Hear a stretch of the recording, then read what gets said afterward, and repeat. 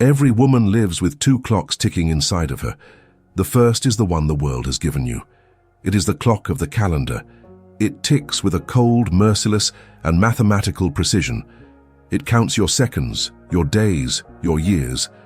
It is the clock that etches lines onto your face as a record of its passing, that threads silver into your hair as a testament to its victory. This is the clock of biology, of chronology, of decay. And it is the only clock our modern world seems to know how to read. But there is a second clock. It does not tick, it unfolds. It does not measure time in seconds but in experience. It does not count your years, it accumulates your wisdom. It does not track decay, it measures growth. This is the clock of your soul. It is the ageless, timeless, and eternal part of your being. The great tragedy of our time, and the source of so much feminine pain, is that we have been conditioned to hear only the loud, relentless ticking of the first clock, while becoming completely deaf to the quiet, gentle unfolding of the second. We have been taught to go to war with the calendar, to see our own reflection as an enemy, to believe that our value is a number that is in a constant state of decline. And yet, we have all met her, the woman who seems to operate on a different timeline. She may have the same number of years on her calendar as you, but there is a light in her eyes, a vitality in her presence, a radiance in her skin that seems to defy the laws of chronology. She is not desperately trying to look young. She simply and powerfully feels alive. She is not at war with her age. She is in a deep and beautiful partnership with her own essence. Her secret is not that she has found a way to stop the first clock. That is an impossible and foolish battle. Her secret is that she has learned to live by the rhythm of the second. This video is a journey into the mechanics of that second clock. We will reveal the 3 hidden psychological and spiritual habits of the woman whose soul age is so radiant it rewrites the story her calendar tells. These are not habits for your skin. They are habits for your soul. And the most liberating truth, the one that our title promises, is that they have nothing to do with genetics and everything to do with a series of conscious choices you can begin to make today. The first habit of the woman who seems to age in reverse has nothing to do with what she puts on her skin and everything to do with what she refuses to carry in her soul. It is the profound and life-altering practice of emotional composting. To understand this, we must first acknowledge a hard truth. A life fully lived is a life that will inevitably have its share of hurts, betrayals, and disappointments. These moments are unavoidable.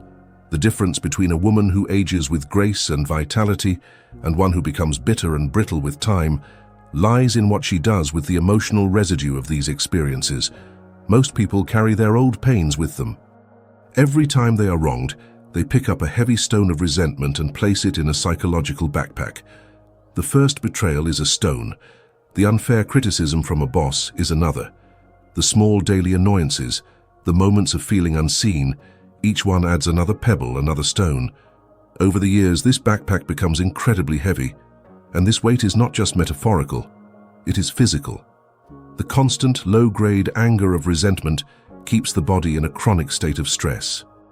This is not a feeling, it is a biochemical reality. Holding on to resentment floods your system with the stress hormone cortisol, and cortisol is the great accelerator of the aging process. Think of what chronic stress does to the body. It creates inflammation, a constant low-grade fire in your cells that damages tissue. It actively breaks down collagen, the very protein that keeps your skin firm and youthful.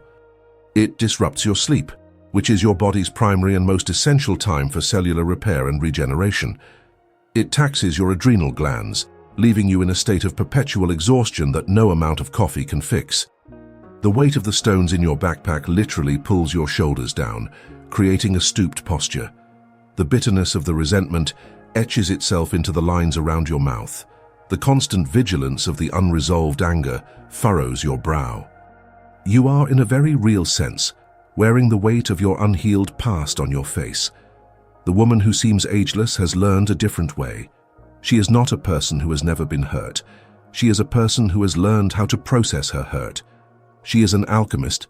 She is an emotional composter. She understands that the painful experiences of her past, the anger, the grief, the injustice are not toxic waste to be carried forever. They are rich, organic material. A master gardener knows that you do not throw away the dead leaves and the kitchen scraps. You place them in a compost bin. You add air and water, you turn them, and you allow the natural processes of transformation to occur. Over time, that which was waste, that which was rotting, breaks down and is transformed into the richest, most fertile soil, the very soil from which new life can grow. This is the habit. When a painful memory or a resentful thought arises, the woman who is a composter does not push it away, nor does she wallow in it. She meets it with a new kind of awareness. She takes the stone out of her backpack, and instead of holding it, she examines it with curiosity. She asks it two powerful alchemical questions. First, what is the wisdom this experience gave me? Not, why did this happen to me, which is the question of the victim. But what did I learn? Perhaps the betrayal taught her an invaluable lesson about boundaries. Perhaps the disappointment taught her the importance of her own resilience. She is searching for the nutrient in the waste. Second, how can I use this soil to grow something beautiful in my life today? This is the act of transformation. She takes the wisdom from the past and applies it to the present. The lesson on boundaries from an old wound helps her say a clear and kind no today. The resilience she discovered in a past failure gives her the courage to try something new today. This is not about forgetting the past. It is about metabolizing it. It is the practice of refusing to let your past pain be a dead weight you carry, and instead transforming it into the fertile ground from which your future wisdom grows. A woman who carries a heavy backpack of stones looks and feels old, regardless of her calendar age. A woman who walks through a garden, nourished by the soil of her own integrated experience, radiates a vitality, a lightness, and a wisdom that is truly and profoundly ageless. The second habit of the woman who seems to possess a timeless vitality is a profound shift in her intellectual and spiritual posture. It is a rebellion against the rigidity that can come with age and experience. It is the conscious and joyful practice of cultivating a beginner's mind. As we accumulate years, we also accumulate experiences, lessons, and a vast library of information. This is the great gift of age, wisdom. But the shadow side of this wisdom is the quiet and insidious arrival of certainty. We begin to believe we have seen it all before. We think we know how the story ends. We become experts in our own lives, and in doing so, we can inadvertently close ourselves off to the magic of the unknown. We become a finished book, a story that has already been written. This is a form of psychological aging that is far more potent than any wrinkle. A mind that has stopped being curious is a mind that has begun to die. Think of the energy of a child. What makes a child so vibrant, so alive? It is their profound and unquenchable curiosity. The world to them is not a collection of known facts, but a thrilling and endless landscape of mystery. Every rock is a potential treasure, every question a doorway to a new universe. Their mind is not a library, it is an open field ready for discovery. This is the beginner's mind. It is the Buddhist concept of Shoshin, the practice of approaching every moment as if for the first time, with no preconceived notions, no jaded certainty. The woman who seems ageless has not lost this quality. She has cultivated it. She has chosen to remain a student of life, not its master. This is not just a philosophical idea, it is a neurological one. The science of neuroplasticity has proven that our brains are not fixed, static organs. They are constantly changing, adapting, and forging new connections based on our experiences. When we learn something new, when we challenge ourselves with a new idea, when we engage with the world from a place of curiosity, our brain literally lights up. It forges new neural pathways, it grows. This process is the very definition of a young and healthy brain. The woman who has decided she knows it all, whose opinions are fixed, whose worldview is a fortress of certainty. Her brain has begun to prune away the pathways it no longer uses. Her mind becomes a series of well-worn superhighways, efficient but uncreative. She travels the same mental roads day after day. The woman with a beginner's mind, however, is a trailblazer. She is constantly forging new paths in the jungle of her own mind, creating a rich, complex, and highly interconnected neural landscape. A psychologically young and vibrant mind creates a youthful, curious, and engaging energy that is perceived by others as pure vitality. Let us use a metaphor. The woman who thinks she knows it all is a finished statue in a museum. She is beautiful, perhaps. She is impressive. She is a testament to all she has learned and become. But she is also rigid, cold, and set in her ways. She is a monument to the past. People may come to admire her, but they cannot connect with her because she is no longer in the process of becoming.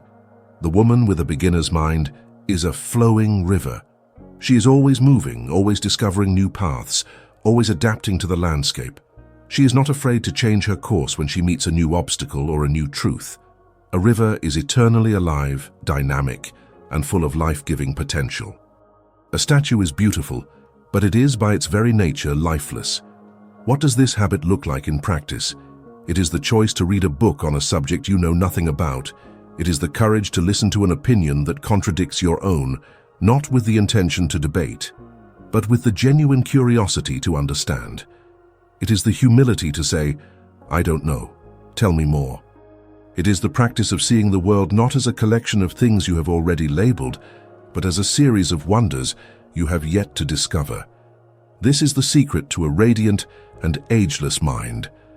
And a woman whose mind is a flowing river of curiosity will always have a light in her eyes, an energy in her presence, and a magnetic allure that the finished statue, no matter how perfect, can never possess.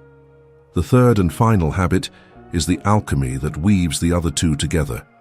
Having composted the heavy soil of the past and cultivated the open, curious mind of a beginner, the woman who seems ageless now learns to inhabit the only moment where life truly exists, the present.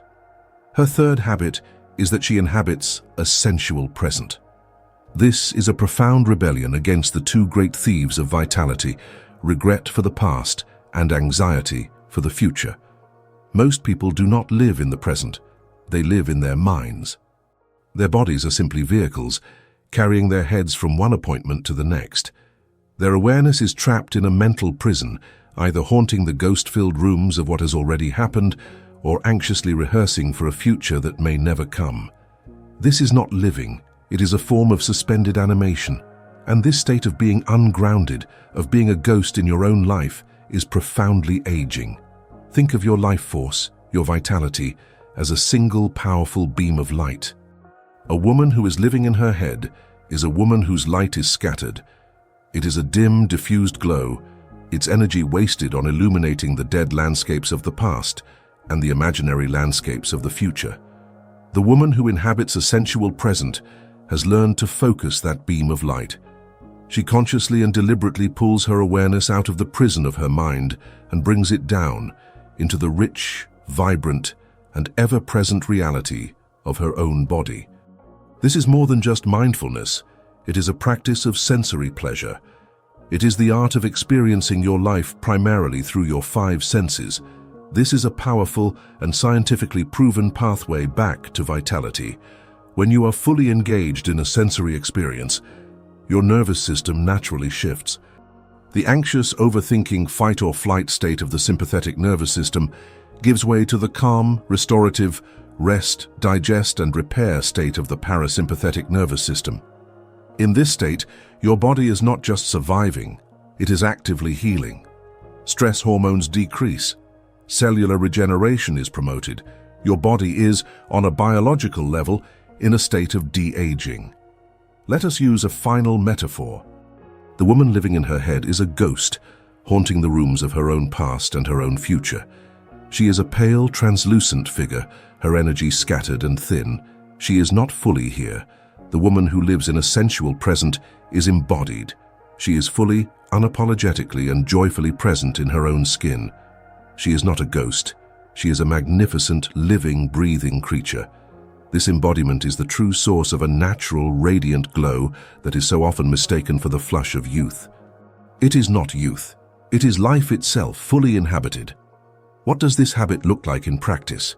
It is the choice when you are drinking a cup of coffee to actually taste it, to feel the warmth of the mug, to smell the rich aroma, to let the flavor dance on your tongue, instead of scrolling through your phone.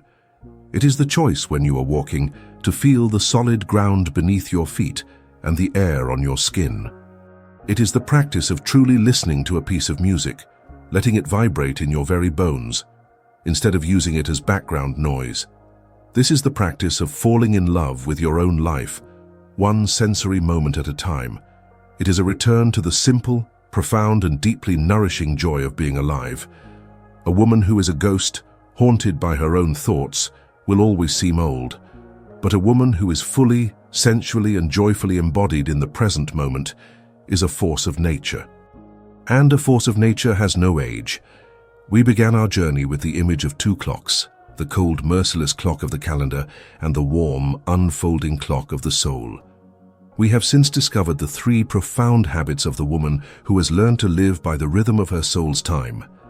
The first habit, emotional composting, is how she makes peace with her past.